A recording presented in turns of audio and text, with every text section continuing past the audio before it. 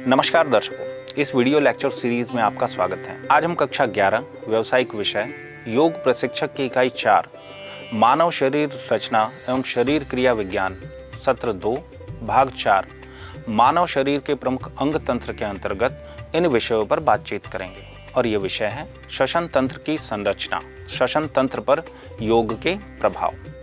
श्वसन तंत्र की संरचना। श्वसन तंत्र को समझना किसी भी योग प्रशिक्षक के लिए महत्वपूर्ण है।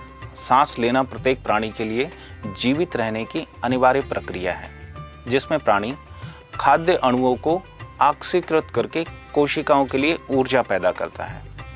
श्वास क्रिया के फलस्वरूप शरीर में पानी और कार्बन डाइऑक्साइड बनते हैं। ये दोनों ही अवशिष्ट पदार्थ हैं जिन्हें शरीर से बाहर निकालना जरूरी है। शरीर में हवा को भीतर जाने व बाहर निकालने की क्रिया निरंतर होती रहती है। श्वास द्वारा हवा को अंदर लेने और बाहर निकालने की क्रियाओं में एक संबंध होता है। मानव शरीर में स्थित वह तंत्र जो वायुमंडल की ऑक्सीजन को श्वास के रूप में शरीर की आंतरिक कोशिकाओं तक पहुंचाने का कार्य करता है तथा शरीर की आंतरिक कोशिकाओं में स्थित कार्बन डाइऑक्साइड को बाह्य वायुमंडल में छोड़ने का महत्वपूर्ण कार्य करता है, श्वसन तंत्र कहलाता है। मनुष्य 1 मिनट में सामान्यतः 15 से 17 बार सांस लेता है। मनुष्य नाक या मुंह से हवा को शरीर के भीतर ले जाता है। हवा जब नाक के अंदर प्रवेश करती है तो यह हल्की सी नम और गर्म हो जाती है। नाक धूल कणों को भी श्वास से दूर कर देती है। यह हवा श्वास नली से होती हुई फेफड़ों में जाती है। श्वसन क्रिया के अंतर्गत उच्छ्वास में सीने का फूलना पेशियों की क्रिया है। यह क्रिया ऐच्छिक और अनैच्छिक दोनों ही पेशियों द्वारा होती है।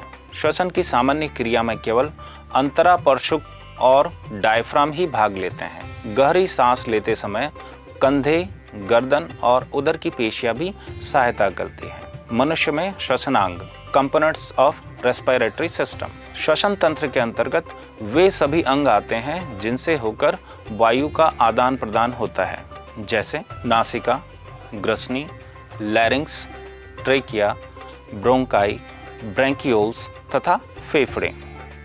पहला अंग है नासिका या नॉस्टल।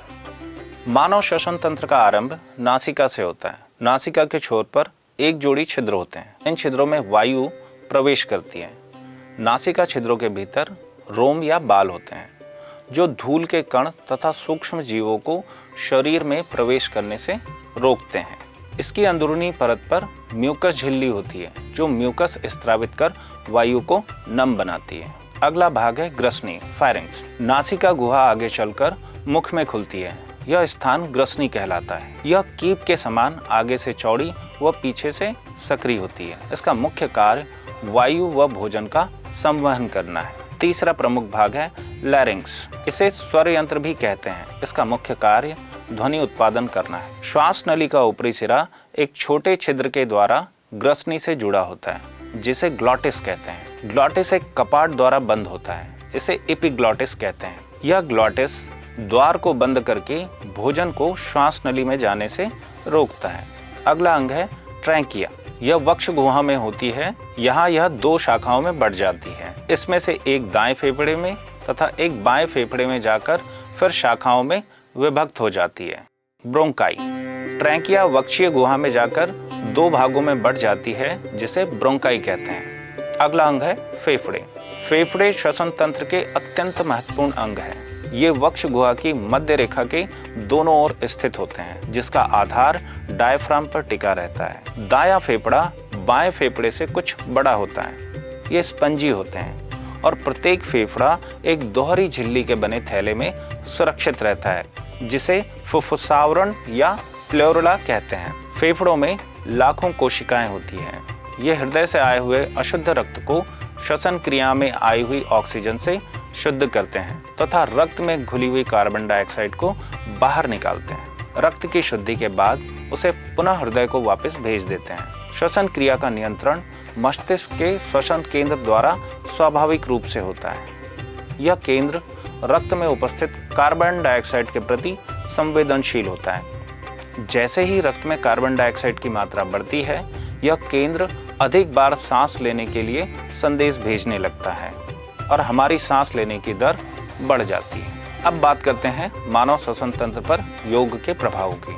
सबसे पहले षटकर्म का प्रभाव। षटकर्म की शोधन क्रियाएं श्वसन तंत्र पर बहुत ही सकारात्मक प्रभाव रखती हैं। शरीर में कफ दोष उत्पन्न होने पर श्वसन क्रिया में बाधा उत्पन्न होती है। धौती क्रिया के द्वारा कफ दोष दूर होता है।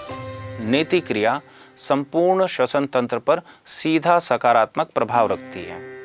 नेति को ईएनटी केयर की संज्ञा भी दी गई है। नेति क्रिया नाक, कान व गले का शोधन कर सकारात्मक प्रभाव बनाती है। यह क्रिया सर्दी जुकाम, खांसी, ब्रोंकाइटिस, दमा, एलर्जी आदि रोगों में विशेष लाभकारी है। अब बात करते हैं आसनों के प्रभाव की।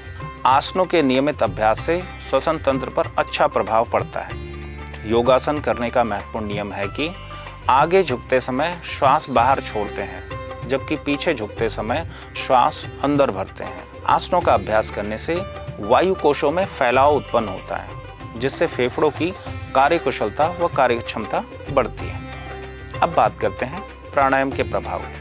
प्राणायाम श्वसन तंत्र पर बहुत गहराई से सकारात्मक प्रभाव डालते हैं। प्राणायाम के अभ्यास में पूरक, कुंभक व रेचक के नियमित अभ्यास से श्वसन क्रिया पर नियंत्रण स्थापित होता है एवं श्वसन तंत्र के रोग दूर होते हैं।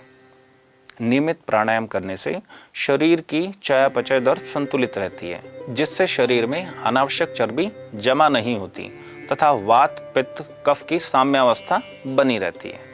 अब बात करते हैं ध्यान के प्रभाव की। ध्यान मानसिक एकाग्रता की अवस्था है, जिसमें मनुष्य ब्रह्मांडीय ऊर्जा को ग्रहण करता है। ध्यान की अवस्था में स्थूल शरीर शांत व स्थिर हो जाता है तथा मन पर नियंत्रण होने लगता है। इस शांत अवस्था को मनुष्य के श्वसन तंत्र, मस्तिष्क और मन पर सकारात्मक व अनुकूल प्रभाव पड़ता है। नियमित ध्यान करने से श्वसन क्रिया संतुलित व नियंत्रित बनती है।